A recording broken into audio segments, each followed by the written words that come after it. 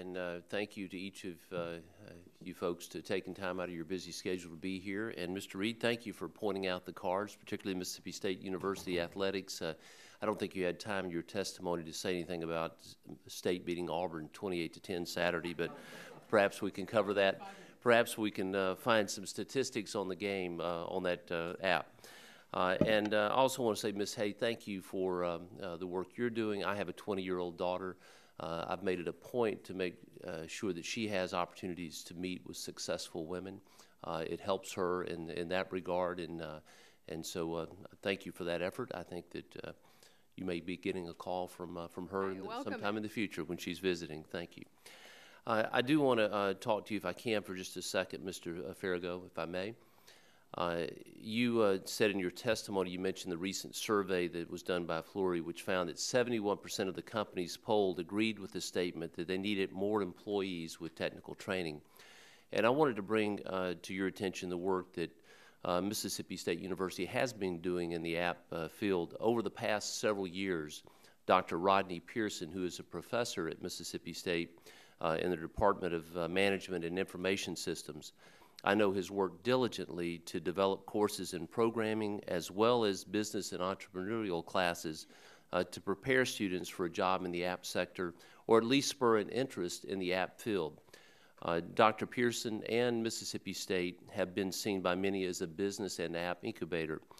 So a few questions I have. One, is Mississippi State a special case, or do you see many other universities offering similar courses at this time? Well, I don't have specific anecdotes about other universities, but those kinds of innovative programs are exactly what we need. I think it's a supply and demand issue. I think that mostly when you grow up in the U.S., you think about being a doctor or a lawyer, or maybe go to business.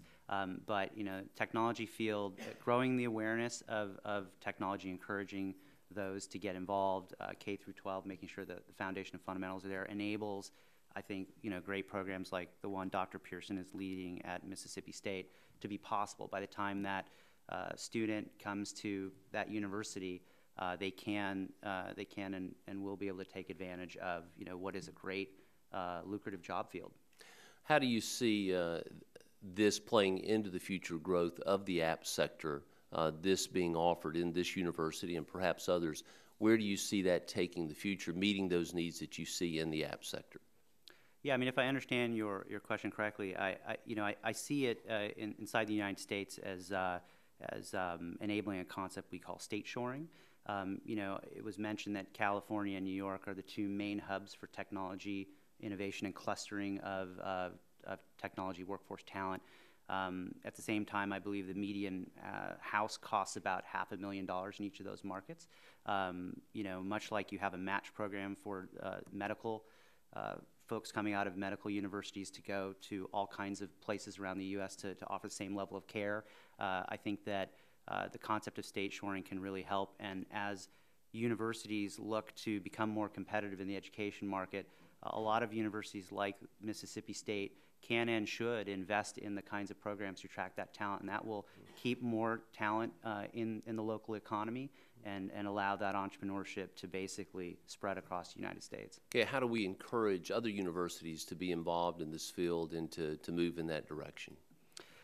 I think there's probably a couple ways. I mean, I think education of educators is a good start. I mean, I think a hearing such as this one, sharing those statistics, the educational field, from my experience, is pretty connected as a cohort, as a group. I think that government could definitely help with maybe partnering with the private sector, for example, and there could be matching programs to create more endowments and education, basically paying for a student's education. You could creatively, after the fact, help. If you have a company that's investing in an area local to a university and they have a partnership with that university, for example, there could be some sort of increased modest taxation of that developer's salary to pay back, what was a gift basically for the cost of education and so on. There's a number of ways I think those who have skin in the game, private sector and university, can get together and figure those things out.